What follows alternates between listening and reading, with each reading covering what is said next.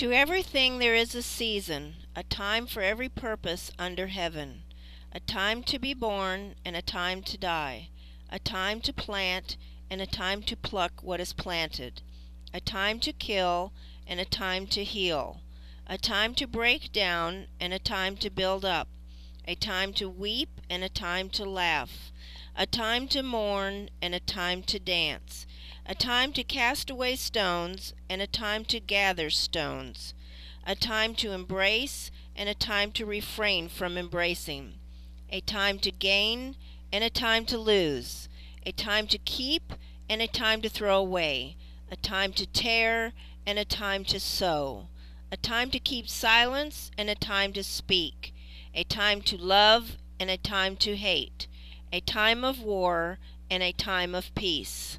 And this is the time for Wisdom TV with Dan and Lee. And today we're going to learn about how to know what time it is. And how do we do that? Well, it's a matter of knowing three things. And we're going to read this in Proverbs. And today the date is the 4th. And today we're going to talk about knowledge, understanding, and wisdom. These three things have a lot to do with knowing what time it is. With everything else that you do in your life. We face this every day in our lives because right now I'm planting my garden. It is, what's the date today? November 4th. November 4th. And I'm planting my garden. Now, doesn't that seem foolish? Well, it seems like the snow's going to hit it and kill it. My son, who lives up in Virginia, is thinking I'm crazy. Or at least he kind of thought, what? You're planting tomato seeds? But I don't live in Maine. I don't live in Canada. I live in Florida. So wisdom is to know what time it is, and it is time to plant tomatoes. Now, most people in Florida wouldn't even think it's time to plant tomatoes because they know that in December and January we're going to have some cold weather where it's going to freeze. Yeah. But I have created a garden area in which I can cover the tomatoes, and I put a heat lamp in there, and we know we only generally are going to have only 10 days of below zero temperatures here. And usually they don't all come right together. Yeah, usually a couple days here and 5 days here, and nights. It's only nights for 2 or 3 hours. So if you can prevent the freezing over that 2 or 3 night period, and it's only about 3 to 4 hours that it freezes, you can actually keep your garden growing. Now the other thing, there's some plants that you can plant and it freezes and it won't hurt them. Can you think of any? Are we talking about vegetables or flowers? Oh, whatever. I'm trying to remember what lived last year that we had. Well, one good one is onions. Oh, onions. Okay, yeah. They handle the cold real well while you're thinking. And another is cabbage. Cabbage is a cold weather crop. And bok choy. And very good in Asian cooking. Yeah, a number of those kind of plants are really good at surviving the winter. Now, they don't do real good in the summer. The real hot weather is hard on them. So here in Florida, this is the time, where if I was in Maine, it isn't the time. So wisdom is to know what time it is. So we're going to read Proverbs 4 and get acquiring wisdom, because the Bible's very clear that we should acquire wisdom. That is one of our most important things we can do. So in acquiring wisdom, Miss Lee has some principles. We're going to read in Proverbs. We're going to start reading in verse 1 of chapter 4. Hear, my children, the instruction of a father, and give attention to know understanding. For I give you good doctrine. Do not forsake my law. Okay, stop here. It's very important. I want everybody to jot down the word understanding. Give attention to know understanding. That's a very important word in acquiring wisdom and good teaching. That's a very important word. These are important words here that are the part of the process of gaining wisdom. But go ahead. For I give you good doctrine. Do not forsake my law. Well, this is an extremely important point. Do not forsake my law. Now, one of the problems we constantly have in our culture is there is a religion out there that wants people to forsake God's law. What is that religion, Miss Lee? Oh, you're getting me. I don't know.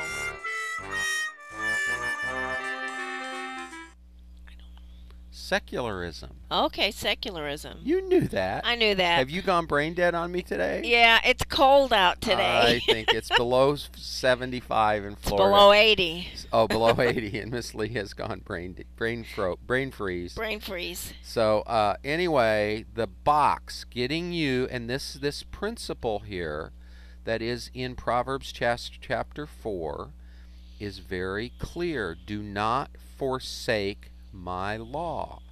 Now, in future Proverbs to the young man, to forsake the law, the first way you forsake the law is you mix God's law with not God's law, you could say. The world, would that be? The world's law. Yeah. Secularism is the method of adultery. It's called adultery. Adultery is when you have sex with a prostitute and not your wife. That's physical adultery. Spiritual adultery is when you join, and that's what you're doing in sex. You're joining. When you have joining with the law that is not God's law. And secularism was invented by George Jacob Holyoake for the purpose of drawing in the liberal-minded Christians to further his atheism. And it's been very effective. Secularism, according to Nancy Percy, has become a worldwide phenomena. So, in other words, when you say you're a Christian, but then you do things as what you would think of as a pagan would do it, yeah, you're committing spiritual adultery with your That's mind. True. For instance, if you took politics and you tried to use your political activity or your political power to further something that was very immoral, and saying it was good to make this legal or moral. Can you think of anything that might be the first thing that comes to my mind is abortion.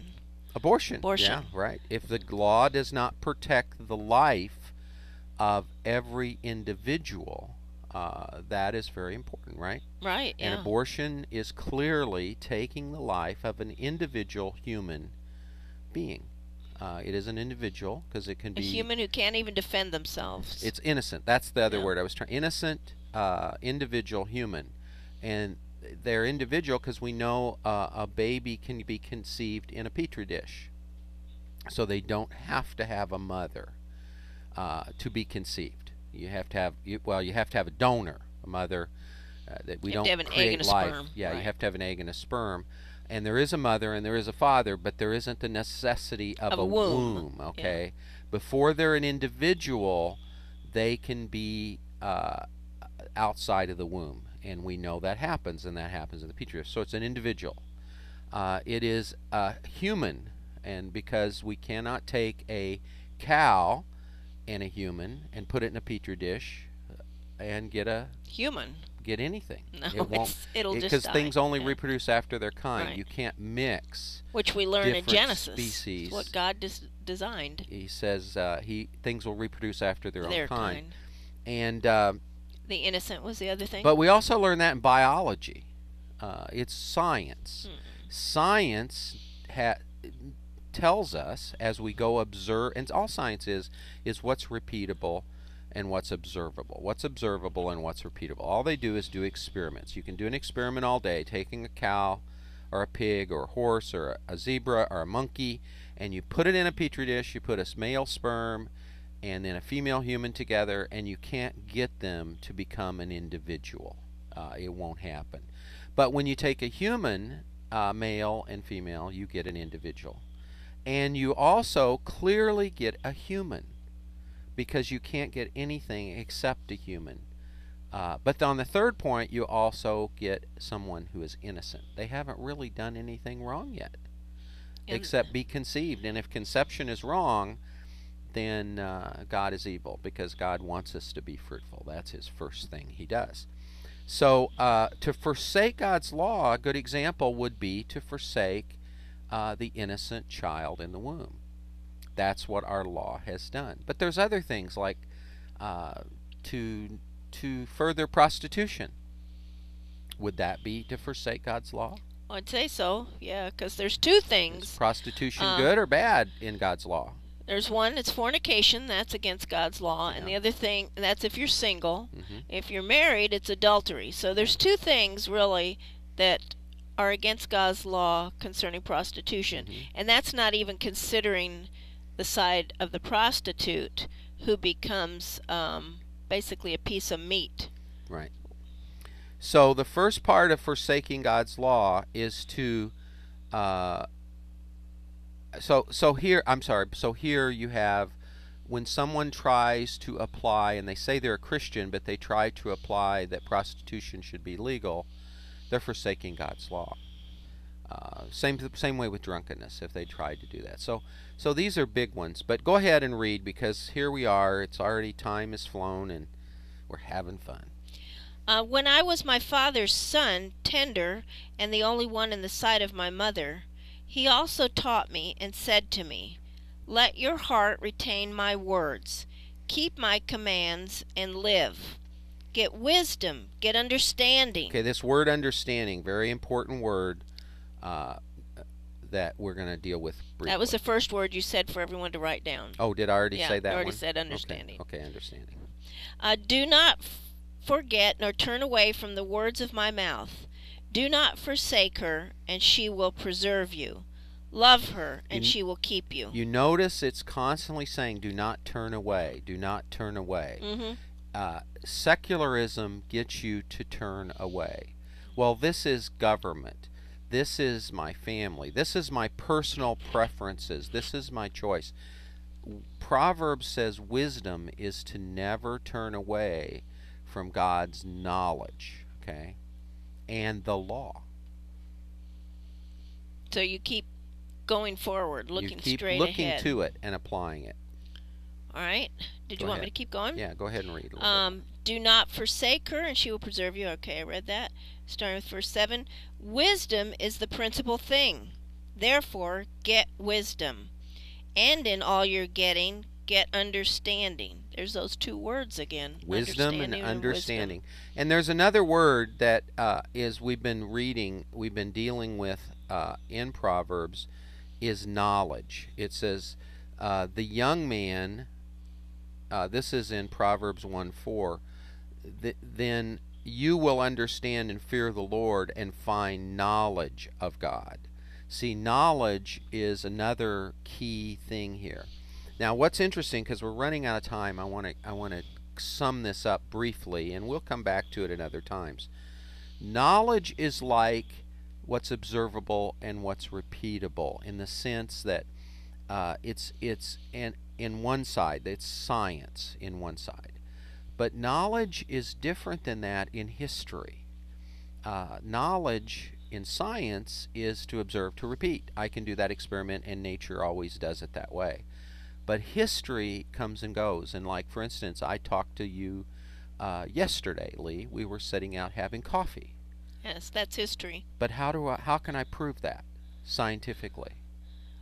I don't know if you can prove talking unless you ask me, Yeah, and it's I'm a witness. It's almost impossible. So I have to have a witness to confirm that, and that's how history works. Mm-hmm. So there's a knowledge that is history. There's a knowledge that is different than the knowledge of science. Science is a limited form of knowledge. Then the knowledge is taking to understanding the knowledge, and then the wisdom is how to apply it. Or maybe to know what time it is?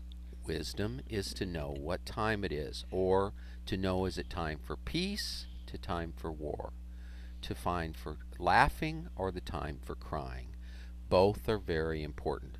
But we'll talk about this more another day. Wisdom is to know what time it is.